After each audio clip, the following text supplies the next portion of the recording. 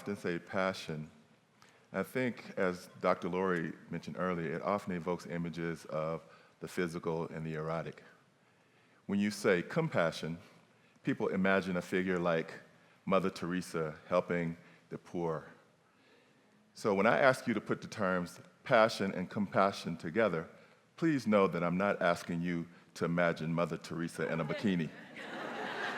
All right? Seriously, if passion is caring about something enough to want to do it, even to the point of danger, and compassion is having a deep feeling of wanting to do something to relieve the suffering of others, if I ask you to put those terms together, it describes what I do. I'm a physician who's a Christian who does abortion. Hold up, wait a minute.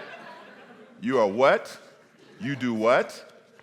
Now, if that's your response to what I just said, don't worry, you're not alone, because many people can't put those identities that I hold together, and for the first 12 years of my practice, neither could I. Who am I? I'm not anybody you should know. I'm a Southern-born African-American man, 53 years old. I've practiced OB/GYN for 22 years, and I was raised as a Christian in the South with all the bells and whistles. And what that means, I have all the traditional beliefs, and I was raised believing the Bible quite literally. I was never taught anything explicitly about abortion being wrong, but in my community, if a woman became pregnant, she had to have the baby. Abortion was not an option. So when I became an OB/GYN and saw women who had unplanned pregnancies, I never questioned a woman's right to have an abortion, but I did feel conflicted about what it meant for me to provide it, because you see, I was and am a Christian, and I knew that many Christians deeply disagree with the idea of abortion. And so I was stuck. I mean, like, what am I gonna do? Like, I am a Christian, I love people, women needed my help, but I knew that the people that I would call my brothers and sisters did not agree with abortion. So I needed, in my search for guidance, a concrete example of someone who would be deeply committed to their faith identity, but who would be willing to go against the religious grain to do what they thought was right. What am I gonna do? And you know, like most things, sometimes the answer is right in front of your eyes. And for me, the answer was right on the wall in my office. And it was a painting of the scenario of Jesus when he was confronted with the question of what to do with a woman who had been accused of adultery. So first of all, I was attracted to this painting because it was the image of a black Jesus. That's a TED Talk for another time, right? But I was attracted because all of the Jesuses that I'd ever seen were blue-eyed and blonde hair, but this guy was a black Jesus, and he had a beard, and I have a beard, and he had an afro, and I used to have an afro. So I was just intrigued with this picture in general. But let me tell you the story that's being captured here. The story was that Jesus was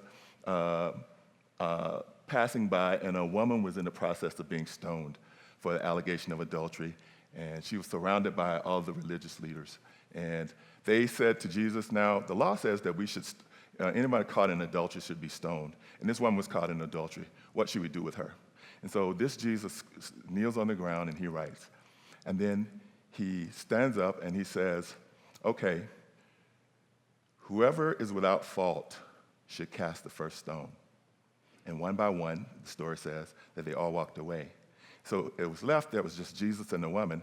So Jesus looks around and he says, woman, where are your accusers? Is there no one here to judge you? And she drops her head and says, no, Lord. And so he establishes eye contact with her. He says, well, then neither do I. Go and fall no more. Now, every time I think of this story, I find strong parallels between the work that I presently do.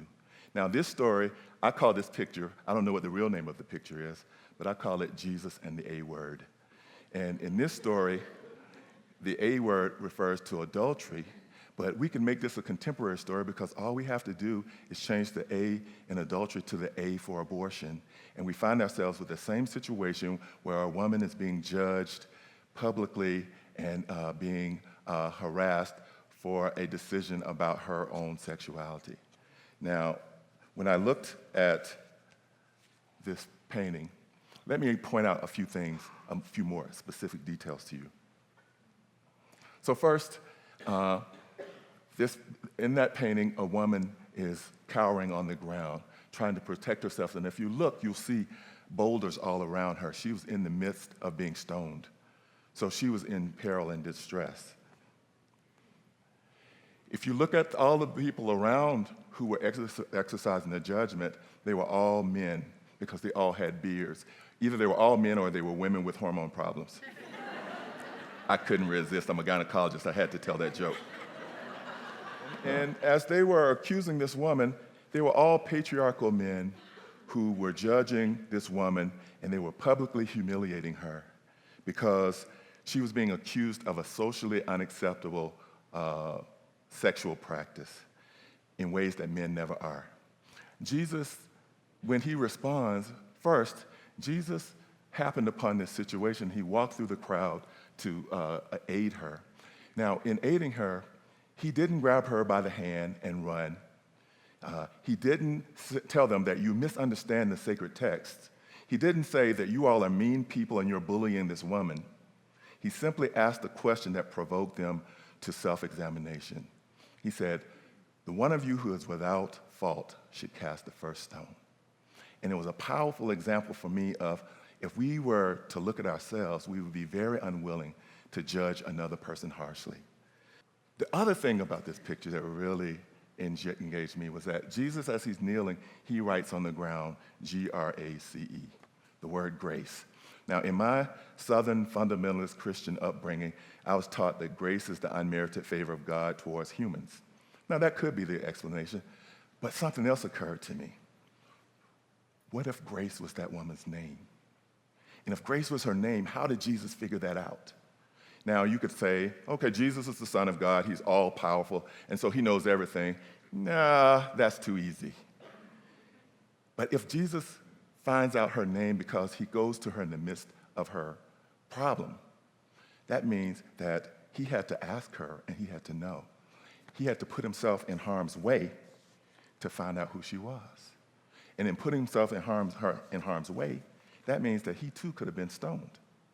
So I'd like to think that Jesus chose to be more human at that moment than he was religious. He bucked the religious system of his day, and we all know that that'll get you killed. But at that moment, he saw that her need was physical protection, and he responded to that. At that moment, for me personally, Jesus became the example of what religion should inspire us to do. It should inspire us to deep compassion and action on behalf of our fellow human beings. Now, in my work, providing care for women who need reproductive health care to include abortion, I find that I and those women are often in the same situation as this woman and the Jesus figure were. First of all, in that scenario, that makes me Jesus. I am not Jesus. But I'd like to think Jesus could have been about 5'11 and a half, 250 pounds, bald head with a salt and pepper beard and an earring. But I'm not Jesus. All right?